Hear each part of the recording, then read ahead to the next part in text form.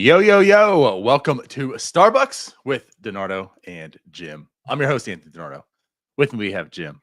Jim, happy Monday. You look like you're in a hotel. It's quite obvious. I look like I'm in a hotel because I am in a hotel. How you doing, buddy? I'm doing all right. It's early, 6 a.m. Central Time. And yeah, here I am talking about the Pittsburgh Pirates. Just what you wanted to do. Yeah. The worst part Nobody's about more staying at a excited to be up hotel. at 6 a.m. to talk about the Pirates. The worst part about staying at a hotel at 6 a.m. is that the coffee shop that's in the hotel doesn't open until 6 a.m. So I walked down there beforehand and they weren't open. Then I realized I probably could have made coffee in my room here while I was, up and about, and I just didn't. So now it's just too late. So now I'm gonna have to do this whole show coffee free. You should make a coffee live on Starbucks. No, we're not gonna do that. Okay. Thug it out, Jim. But either way, yeah. So it is Monday. It is the 20th of January, which means we are another week closer to pitchers and catchers reporting and spring training. Not too much to talk about in Pirates land as far as the Pittsburgh Pirates go. But I mean, of course, there's stuff we can talk about. PIratesFest happened this weekend. And yeah, I mean, it was a good event. It was a nice event, of course, for people. There's definitely two sides of the coin to talk about for PIratesFest. So we'll talk a little bit about PIratesFest. The Los Angeles Dodgers, they signed Roki Sasaki. Jim, they turned down the PowerPoint. It was a no-go for the Pittsburgh Pirates. That's quite unfortunate. He went to the Dodgers. So did Tanner Scott. They have about 70 All-Stars on the 26-man roster now. Yeah, I think we all knew deep down how this was going to turn out. It was going to turn out with him going to the Dodgers. I know that people were floating out, small market team. There was some talk about the Padres with his relationship with Yu Darvish. The Blue Jays were thrown in there as another team who they just kind of seem to be thrown in as the other team in every big name free agent, and they just always come in second or third place. So yeah, I think deep down we all kind of knew it was going to be the Dodgers. But now that it is, it's getting a little ridiculous. I mean, it's everyone's going to the Dodgers. And hey, there's nothing in the rule book that stops them from doing what they're doing. And so we'll get into all that, I'm sure, this morning. But yeah, Roki Sasaki, a Dodger, Tanner Scott, a Dodger. How many more people are they going to sign? Again, there's only 26 guys on a major league roster. How many can they sign? It's going to be quite interesting. I don't know, Jim. We have some things we can definitely talk about. But of course, BetOnline continues to be the world's most trusted betting platform and your number one source for online betting in 2025. Whether you're a seasoned fan or a first-time bettor, BetOnline is your ultimate game day companion.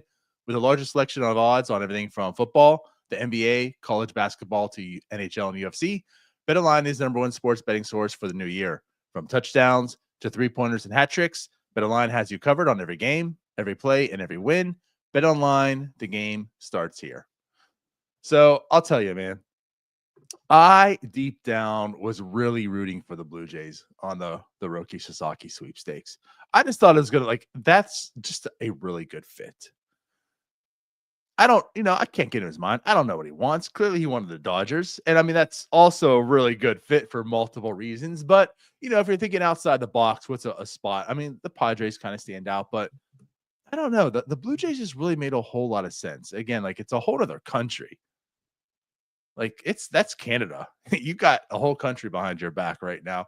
We talked about the time zone thing, right? I mean, when you're in LA, I mean, not only are you sharing the spotlight with the people in LA, but there's multiple people in that time zone. You have a whole time zone here, you're going live in the Eastern time zone before Ohtani and Yamamoto and whomever, right? So, and it's like Toronto, like the city, well represented the Asian culture. Like I just felt like Toronto made a whole lot of sense for him for multiple reasons.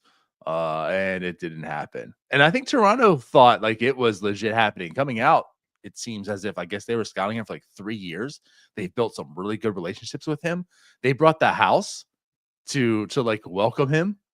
And he turned them away. I mean, Jim, they traded for Miles Straw. like, like that's how confident they were. They traded for Miles Straw to gain some more international dollars. And then, like, shortly after, Roki was like, thanks. I appreciate it. I'm going to LA. I'll tell you what, I know Pirates fans, it's tough being y'all sometimes. It's tough being a Pirates fan. But right now, this offseason, especially after that moment, man, it's got to be tough being a Blue Jays fan. It's a couple off seasons in a row now where it's, being a Blue Jays fan, you've kind of been put through the ringer, because there was the whole Ohtani. Toronto was like the next choice for Ohtani too.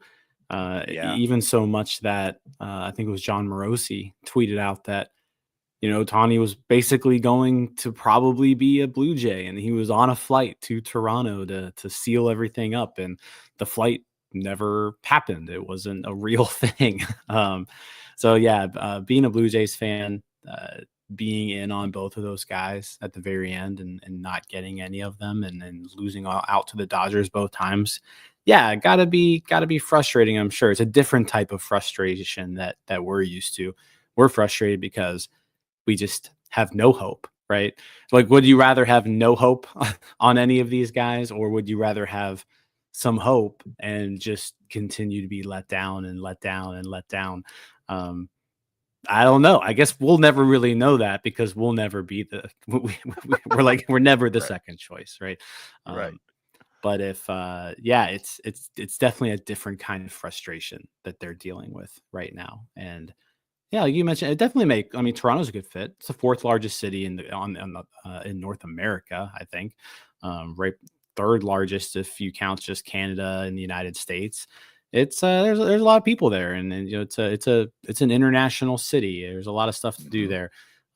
But yeah, ultimately goes to LA, which also makes a lot of sense. Like if you're a Japanese star and you're like, hey, where can I go where I can get maximum exposure? The Dodgers are probably it. You're going to a place that already has that built-in fan base with Ohtani being there, with Yamamoto being there.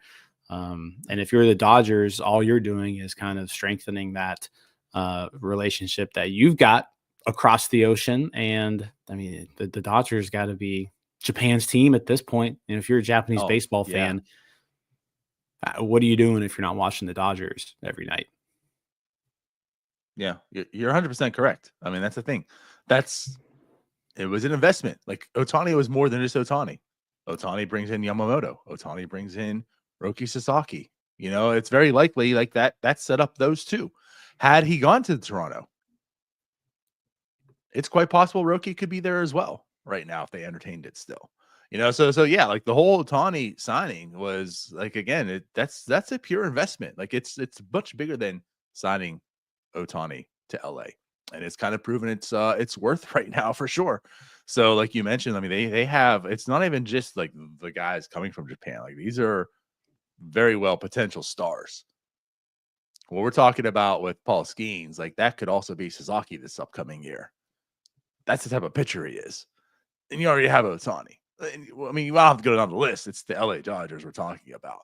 But like, let's kind of talk about the LA Dodgers because, like you said, it's kind of getting ridiculous. And I agree. They're doing everything well within the rule book, well within the rights. It's not as if, like I know a lot of people going off the deferrals and like this is bending the rules. It's technically not, but they just have the capital and the ability to really pull things off that most teams can't. And yeah, it's like up to almost like $1.4 billion in deferrals.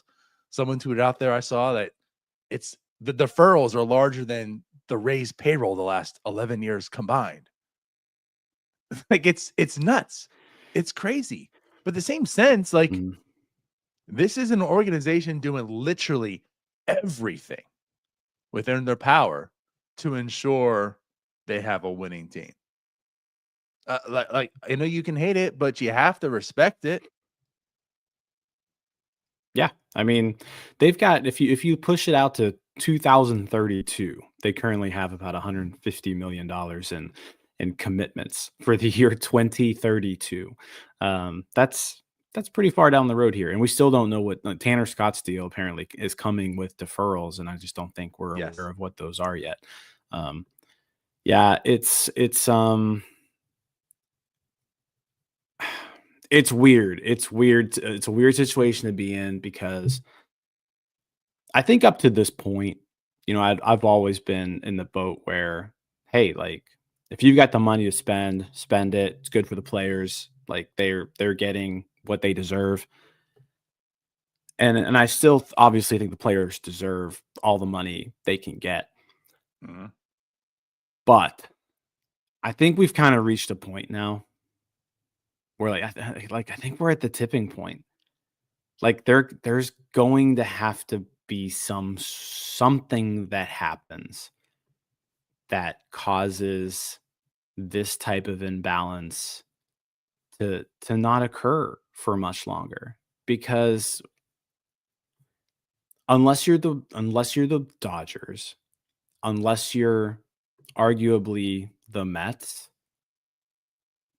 you can't do this kind of stuff.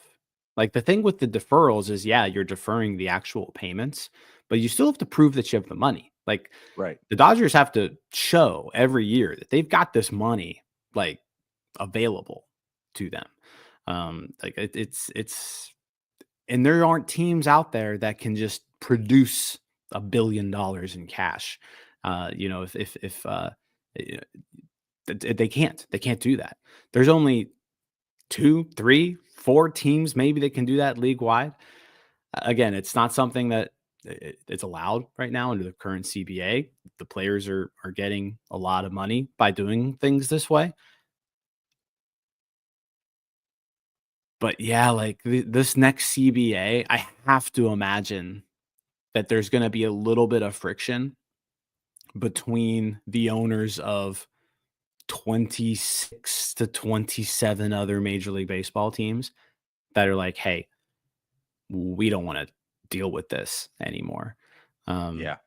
And maybe this is kind of what we needed. Maybe we needed the Dodgers to quote unquote break baseball to eventually move closer and closer to a salary cap system. Again, I'm not. It's weird because I'm not. I've never really advocated for a salary cap system because it's limiting player salaries. It's literally putting a cap on what you can pay the players. But at some point, the gap between the haves and the have-nots is just getting bigger and bigger and bigger and bigger and bigger. I think we're at the tipping point. I think we're at the tipping point right now. And it's just a matter of the next CBA coming up. Yeah.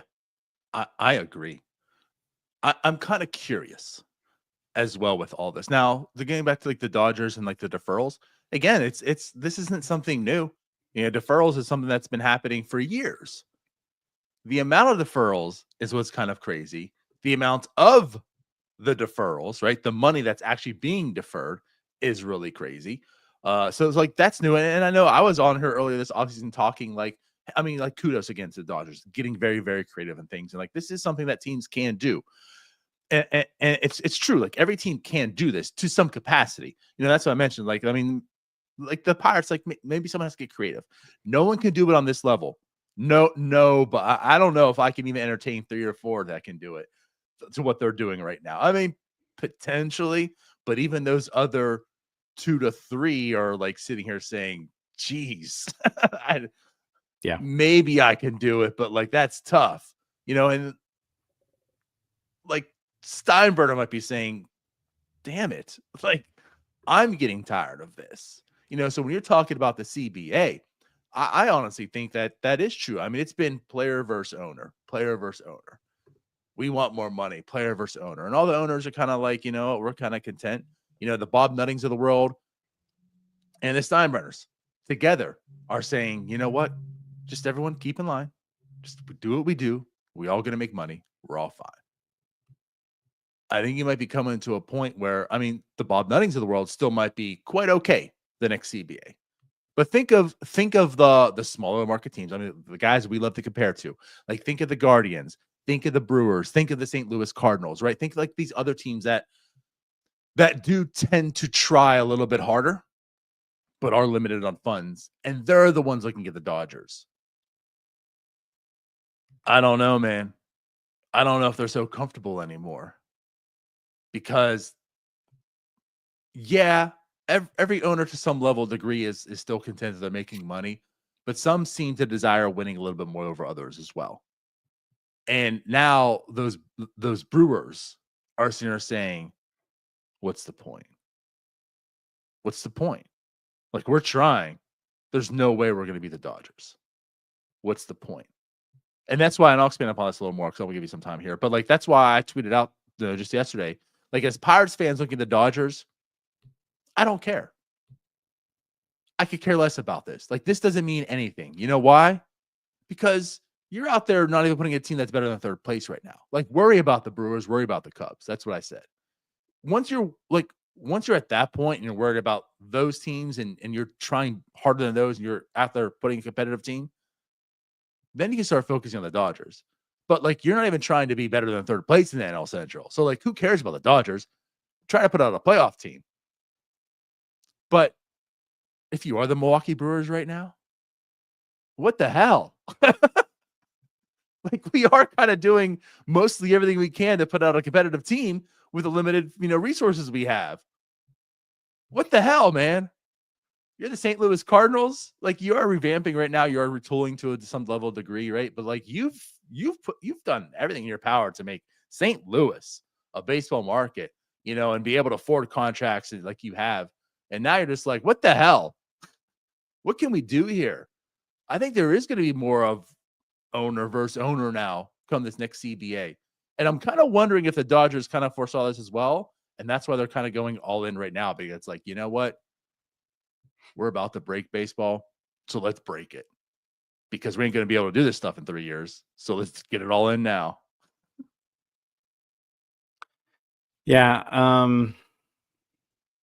I think in the team that you failed to mention there, I think that's affected by this the most is like Arizona. Like a team like Arizona. Like, Arizona's built together a really good team. Arizona is a top 10 team in baseball. Easy. Like, easy. But like, they have zero chance of winning the NL West. None whatsoever. Zero. Like, they have it would be impossible. Because I mean, at this point, the Dodgers are just so good and they're so deep that they aren't losing that division. Same with a team like the Padres. The Padres, I mean, they're probably not going to be as good as they were last year, but that's still a playoff team that they have put together, or at least like a borderline playoff team.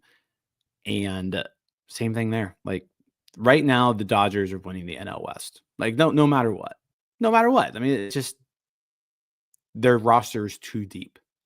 It's too deep. They can afford to lose an entire pitching staff similar to how they did last year. They can afford to go through an injury to Max Muncy and Freddie Freeman like they did last year. Like, any other lineup, you lose your number 3 and number 5 hitters, and it's like, that's going to affect you. It doesn't affect the Dodgers. They just got other people to line up right behind them.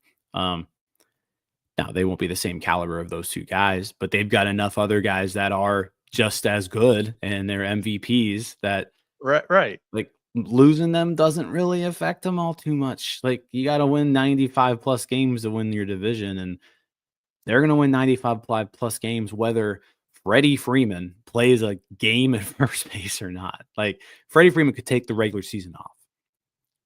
Mookie Betts could take the regular season off, and the Dodgers are still winning the NL West, right? This is like, I mean, they're going to have like load management like the Spurs. Yeah.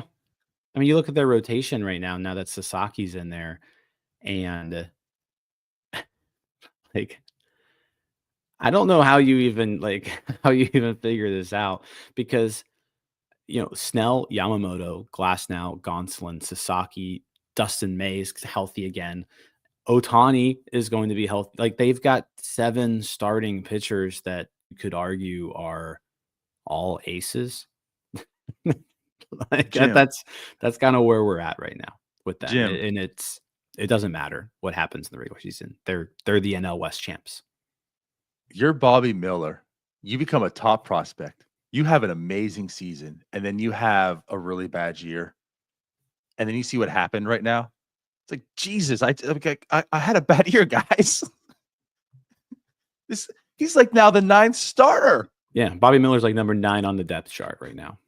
Bobby Miller.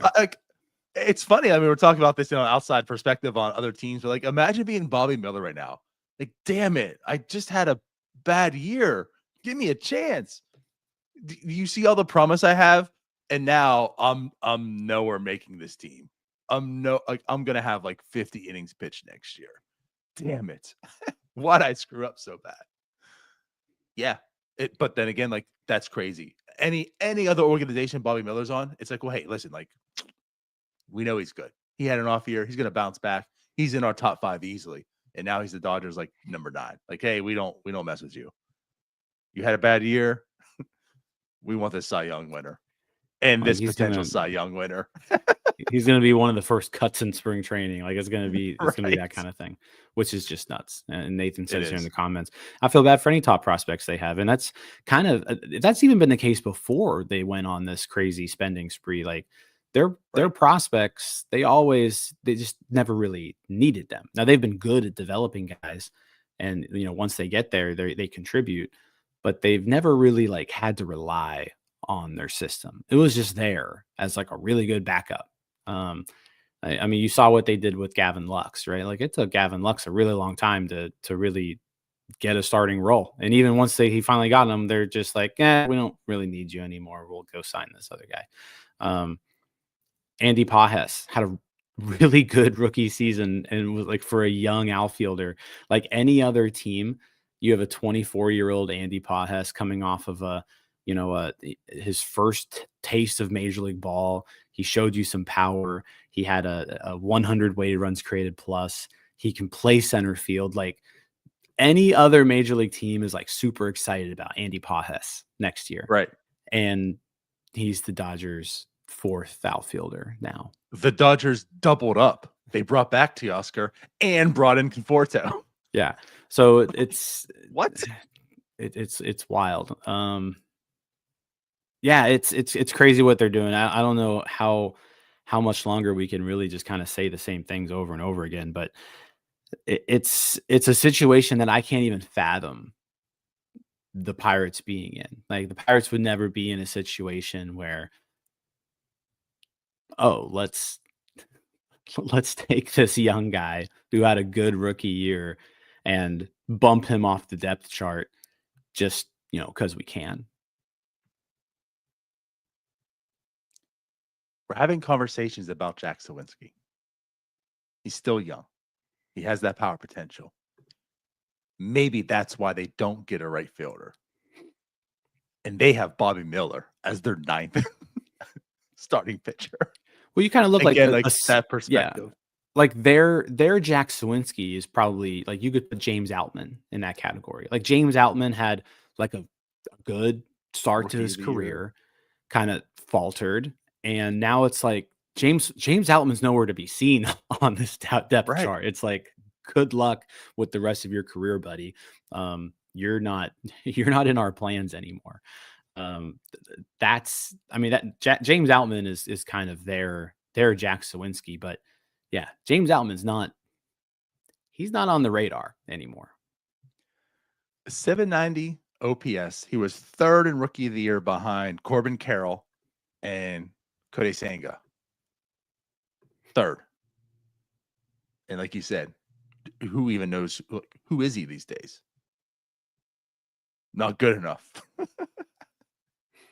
It's ridiculous. It's crazy.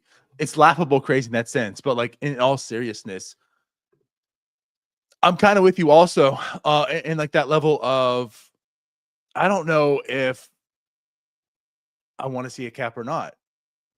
Like baseball had there's certainly an argument for both sides here. And I said that. I mean, it's like the one thing is, talk about parity and stuff, and yeah, it's there. Money always helps. Like if you have a cap and you make all things equal, then it just comes down to actual front offices and how well they are. I mean, again, like think about the Steelers. Like they're in the same market as the Pirates are, but Steelers are able to have stars and afford stars because of the cap. And they've been like a really good organization. Now, maybe not so much lately and whatever. I'm not talking about that, but just historically, and still to some level, it's still a top-notch organization for you petty Steelers fans. I again welcome you. Come to the Pirates side. See how you like things. So like with that being said, though, like if there was a cap, maybe a team like the Pirates, could be more competitive. And the Marlins are, even like the Guardians. Maybe the Guardians are even like maybe the Guardians are like the Dodgers to some level of success. They can have that type of that's like the Green Bay Packers, right? So like that does create fairness. It doesn't equal success for other teams, right? Like you still have to have a really good front office, but like you're taking away other reasons and excuses to not be competitive. But at the same sense, like I do kind of like the small market, large market parity, and and it's worked and whatever. And again, like you talk about limiting payrolls and salaries and such, and that's also true. And I mean, there's always reasons on both sides. It's like, what? Baseball's been fine with this. I'll be fine with this. Like, it just is what it is. It's also part of like, hey, one league had the DH and one didn't. That's also kind of weird and dumb, but I like it. And that's kind of one of the reasons why I do like it, because one league does and one league doesn't. That's the part of baseball. But I'm starting to really get in line, like with what you said now too. Like something has to change because the disparity is only getting larger. Like, yes, the Pirates can and should be able to spend more, but they'll never be able to get to this level ever if they could dream about. Like they're nowhere near this. Again, the Dodgers have like $1.4 billion in deferrals. The Pirates have spent $8 million this offseason on Kutch and Caleb Ferguson. Spencer Horowitz is basically a wash, because of the trade with Luis Ortiz. The largest signing was $5 million, a 1-year, $5 million deal so far this offseason. They got to do better. And again, like what the Dodgers are doing is no excuse for the Pirates. They got to do better. But there's no way they can ever compete with the Dodgers. And again, like Toronto is a team who has historically spent money. They can spend money. They're coming second place over and over and over again. Like they're literally not being able to compete with the Dodgers. A team like Toronto, like this sucks. Something has to give here. And I don't know exactly what it is yet. But this new CBA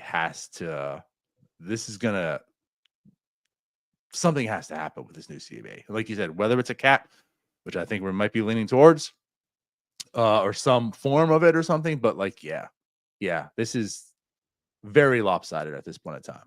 And again, I'm not even speaking for a Pirates lens here. Pirates fan. Oh, whoa, Pirates fans. Oh, look at us. No, like you got to do better than this, Pirates. Like there's no excuse. But like again, like for the Blue Jays, you bring up the Diamondbacks, another great example. The Diamondbacks, like you're sitting there, the Diamondbacks, and it's like, damn it, like we're never going to win this division.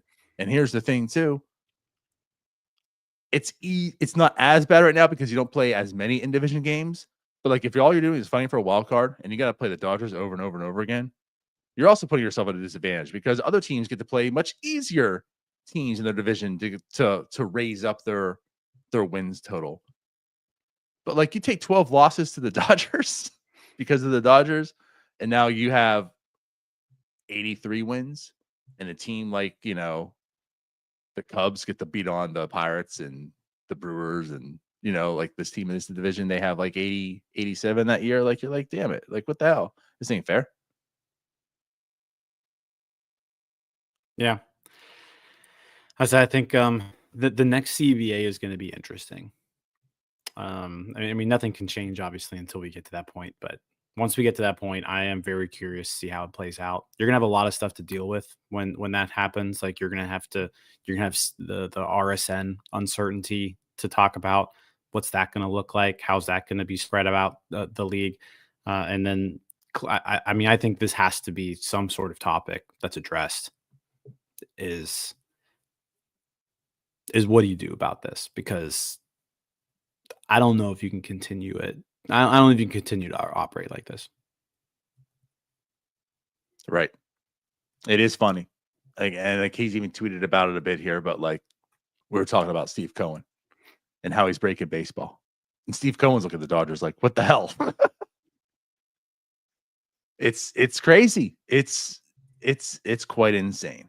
And again, this isn't jealousy by any reason or any means. You know, I respect the Dodgers. They're doing what they should be doing. I commend them for doing this. You know, also like you could be looking at them and saying, you know, like we feel like we're good enough and this is overkill. And they're saying, no, we're still like they didn't need Roki Sasaki by any means. They didn't need Tanner Scott, man. Like they have like 3 closers on their team right now. Like there's, you know what I mean? Like Tanner Scott's not even close. He's not even getting that many saves this year, likely. This is how they operate, though. And good for them. Good for, like they're saying, like, hey, Dodgers fans, we're gonna make sure you're Dodgers fans for life. And they're doing it.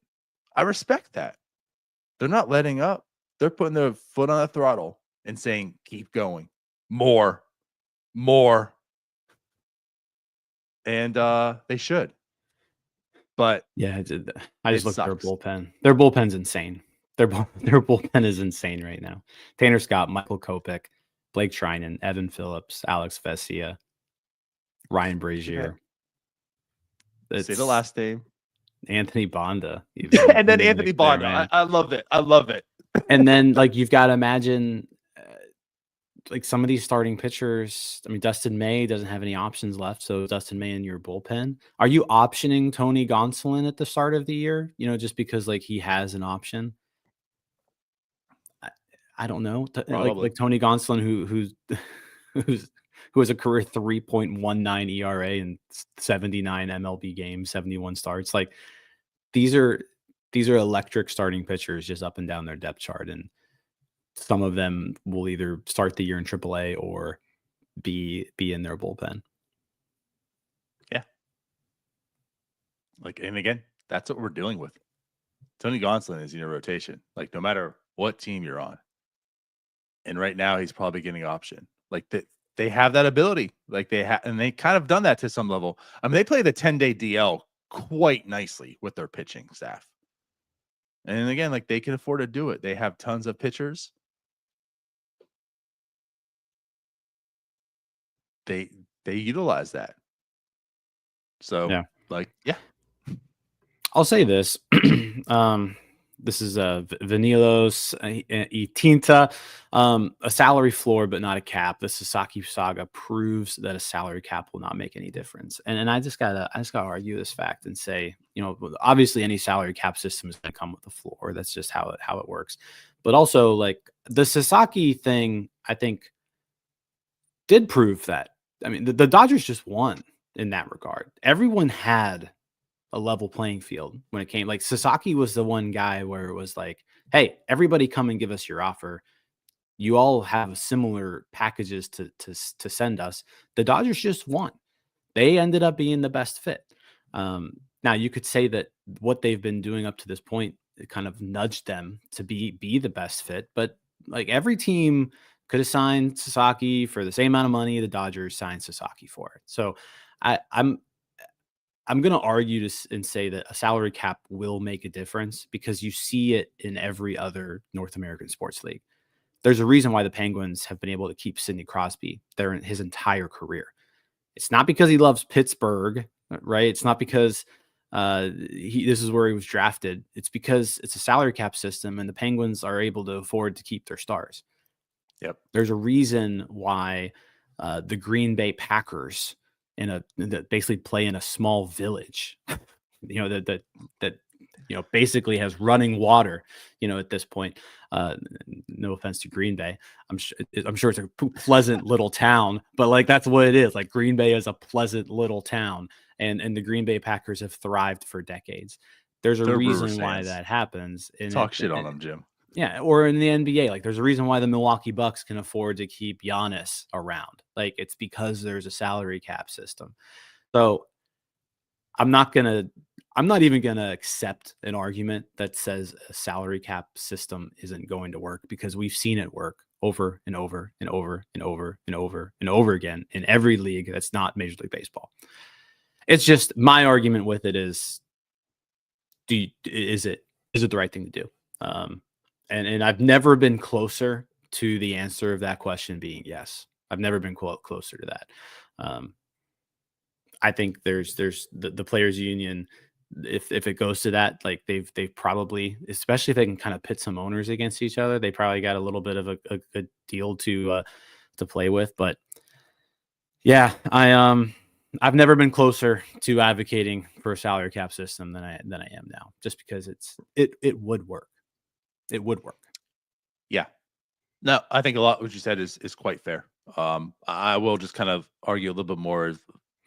Yeah, every team could have had Roki Sasaki, but I think what the Dodgers have done to this point got them to also winning.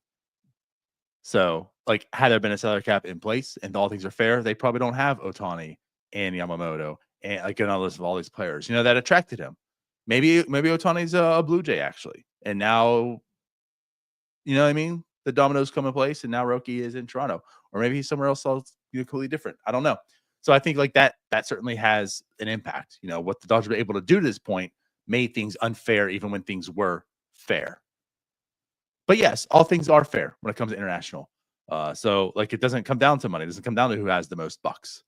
But then again, also that being said, kind of does, because you know what? You can negotiate a deal in 2 years, and maybe Suzuki's getting $500 million because they negotiate an extension. Where like he was in Pittsburgh at this point in time, that ain't happening. So yeah. So I think there's definitely some impact there. But I also look at this way. You talk about like the CBA and such, like what we just talked about with Gonsolin, Bobby Miller. Like to some level of degree, they are suppressing salaries. Like those guys have been going through arbitration, and they're not like, think about this aspect. Like if Bobby Miller was with the Pirates, if Gonsolin was the Pirates, he's performing. He's playing. When he's going through arbitration, he has probably better numbers because he's out there on the field. But with the Dodgers, we talk about Pages, Outman, Bobby Miller, Gonsolin, you know what I mean? Like these guys aren't building up their careers to go through arbitration. So like there also is some level of degree like on the play. I'm not saying this is like a huge thing, but there's some level like these guys in the players union are saying like, well, hey, this ain't cool for us. We're not getting paid because of this. So maybe if things were all things even, they're on a baseball team that is playing them and they're getting better wages. It's a very, very small chunk, but that is a reality for those guys. I mean, that's a good point. I mean, like I said, you saw it with like Gavin Lux going up and down probably longer than he should have. Alex Verdugo, who's very much in the news right now. Alex Verdugo maybe hits free agency 2 years earlier if he's not with the Dodgers. Right? Like Alex Verdugo has already been a free agent at this point if he comes up with any other team that's not the Dodgers.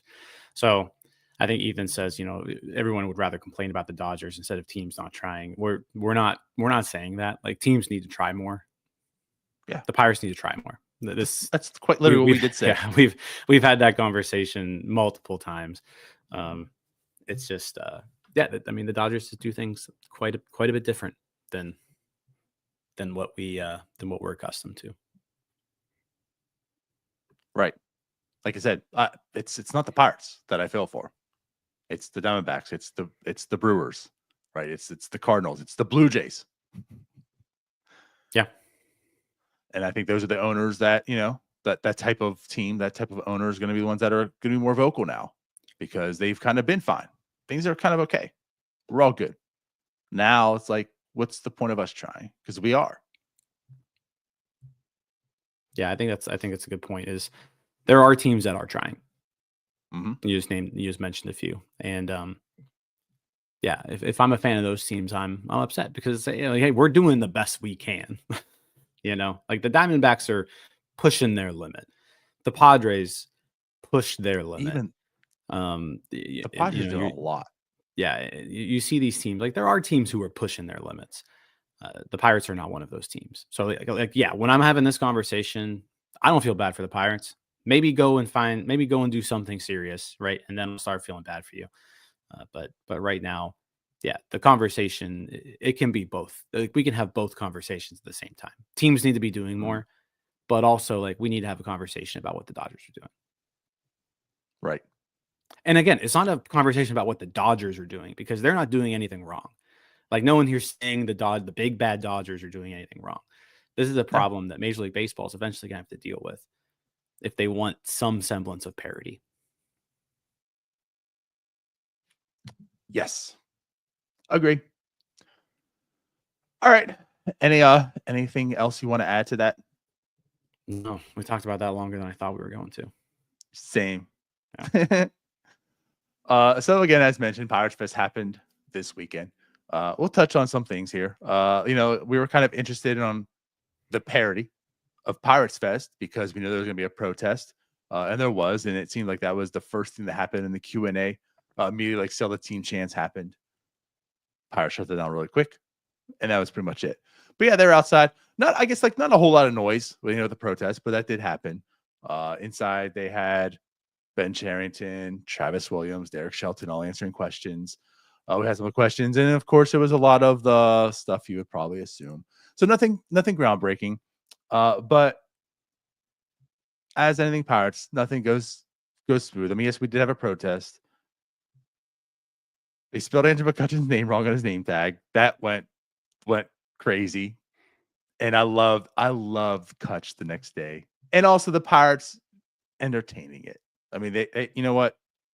I love some self-deprecation. The Pirates are aware. They took down the IG post, but they posted that video of Kutch having the C on the back of his shirt covered over with tape. So yeah. So, typical Pirates, like, this stuff happens, of course. They get in their own way, of course. But yeah, there was definitely some topics, some discussion. Anything that stood out to you as far as what was said or what was asked? Not really. I mean, the one thing everybody kind of looks forward to that Pirates management Q&A with the fans, and it is kind of like the one opportunity that the fan base gets to talk directly to these guys. It's just, you're never really going to get anything out of them. Like, these are all scripted answers, and it's pretty much the same stuff that we've heard of. The one thing that kind of stuck out to me, I guess, more than anything is, someone asked Ben Cherington about, hey, why haven't we signed an outside free agent to a multi-year deal during his tenure? And his quote was, "We've tried and will continue to try." And he added that free agency plays a part in the team's success, but won't be the lone factor. He ended by saying that at some point, the team will sign a free agent to a multi-year deal. Well, like, when? At what point? Because it's been like a decade now that this has happened. And you just, hey, we've tried, but we haven't succeeded, isn't an acceptable answer to that question. Like, you've got to go out there. That the players who require multi-year deals because they're good players that other teams want. So, like, at some point, you need to sign a player that another team wants. Because it seems like during your entire tenure, the only players you've been able to get are the guys who no one else wants. Outside, Aroldis Chapman maybe being the one exception that I can think of off the top of my head. Like, all these other guys who were signing as free agents, these one-year deal free agents, they don't have many options. It's like that Gerard Dyson quote. It's like, hey, have you yeah, I'm here because have you seen my options? Right. Like, that's just, those are the types of players that we've been going after over and over and over and over again. And anytime that you have a need and it requires you to go out there and try to find a player that another team wants, you're failing. You're failing every time. Like, how many of these outfielders that have come off the board have we been like, man, that would have been a good fit. That would have been a good fit. Oh, that guy, he would have been a good fit. Right. And they don't win. They don't win on any of these offers. And I would like to, like, if you're going to ask a question like that and you're going to accept an answer like that, then I would love to have a follow-up question to be like, hey, like, well, why do you think, like, do you think your years of being an embarrassment and tanking and losing as many games as you can on purpose, do you think that plays a role in free agents not wanting to come here? Like, follow up with a question like that and then see what happens. Um, Right. but that's the thing. Like, you can't really do that in this format. It's tough to do something like that. Um, that's so yeah. You're just getting kind of pre-scripted answers here. Someone asks them, "Hey, are you afraid to make a big trade because of the Chris Archer trade?" And he goes, "Oh, I have zero fear." Well, then make a big trade. You haven't done it yet. At least Um, tried. yeah, some other stuff. I mean, Roku apparently is going to have Pittsburgh Sportsnet on it, so that kind of came out. But yeah, it's a fun event. Especially if you have kids, like it's a time to go out. It's a fan fest, right? You can go out there and meet the Yeah. players, get your picture taken, get autographs, be around a bunch of Pirates fans, get excited for the coming season. Apparently the protest was out there. I don't know how that turned out. There wasn't a whole lot of media coverage of it. But yeah, this is an event for fans who are like, you don't go to Pirates Fest unless you're a Pirates fan, you're excited about the Pirates. So for the most part, it's a generally positive event filled with people who are excited about baseball in the coming season. And yeah, apparently, I mean, everybody who I talked to who went seemed to enjoy themselves. Especially as if you have kids, it's a great event. I remember going when I was a kid, and I loved Pirates Fest as a kid. So I'm glad it's something that they do. This isn't a team that typically does things that is good PR. This is one of them, which is why it was so surprising when they didn't do it like that one year a couple seasons ago. But I'm glad that it's back. I'm glad that you know things went well. People enjoyed themselves. Yeah, there are some things where it's just like this franchise just can't get out of its own way when it comes to stuff. And spelling Andrew McCutchen's name wrong is certainly one of those things. Selling expired sodas during the event, another thing too that apparently happened. It's always something with this team, right? Last year was giving away Heath Hembry signed baseballs in the grab bags, and this year it's giving away expired sodas and spelling their stars' names wrong. It's always Right. something with these guys. Right. But that's the thing. It's always something. And here's my little take too on Pirates Fest and the duality of Pirates fans. It was I'll commend the Pirates. It was good that they could have easily screened all questions, took only certain questions. So fans had the ability to voice themselves, and they did. And I think that, I mean, it shows where fans are. I mean, again, we literally had a protest. We had people that were questioning, where's these free agent signings? What's happening here? There was a question about, where's Bob? Where are you at, buddy? Right? And Charles Williams was like, well, we're here. That's what we get paid to do. We're here. It was good that fans got to vent some of their frustrations and ask these questions, because these are questions that I know a lot of fans want to beat. Why don't you ask them the tough questions? Right. So now they get their opportunity to put on their beat writer hat and ask some of these questions. Right. So they get that opportunity, and the Pirates allowed it. Right. But they also, this isn't an event where Pirates fans should show up and just berate the Pirates. Like, you shouldn't be coming out of this weekend and just all you're talking about is the protest and all these things. Because again, like, time and place. This is a time and place where you have the ability to ask these questions, and they allowed it, right? But at the same time, like, this is a fan event. Kids are here to have fun, enjoy. It shouldn't all just be this other end also, right? So I think it was a good mixture. And I know people got on like Greg Brown for saying his piece, but at the same time, like, what do you expect them to say? Again, like, this time and place, like, yeah, they allow it, but at the same time, like, this shouldn't just be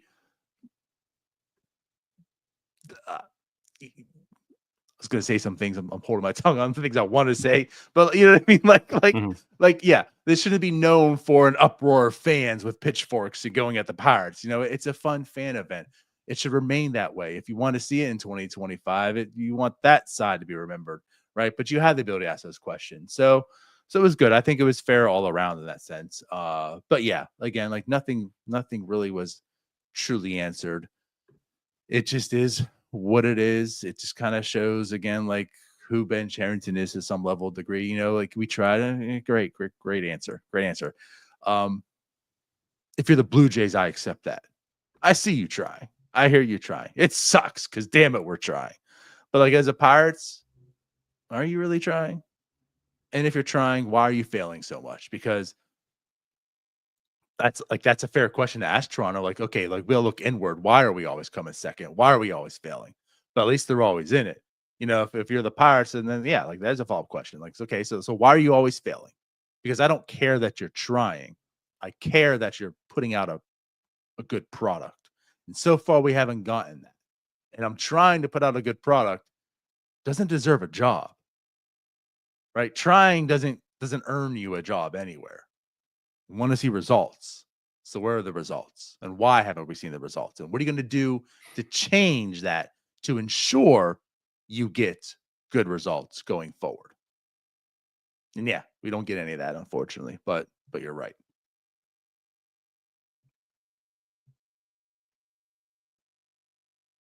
So Andrew McCutchen. McCutchen. I'm not blocked by the Cuck 22. Yeah, you're not blocked by him. Yeah. No. So good news. Yep. No, it's I haven't been to PIratesFest in a while. I know Cody was there. So we Cody Coleman. He was in the building on Saturday, I think. I don't know if he went on Sunday, but he was there on Saturday. So I think he talked to some guys, asked them some questions, but I think he's putting a vlog together is the plan, a PIratesFest vlog. So that should be up on our YouTube channel sometime soon, hopefully. Before spring training, I think he's planning on having 2. Cool. Yeah. So that should be enjoyable. I'm looking forward to that. But yeah, it's a fun event. Again, I haven't been to it in a long time. I didn't get the chance to go this year. I would love to have a chance to go again at some point. It just always kind of falls on a weekend when I'm doing stuff. So it's my wife's birthday. I was not going.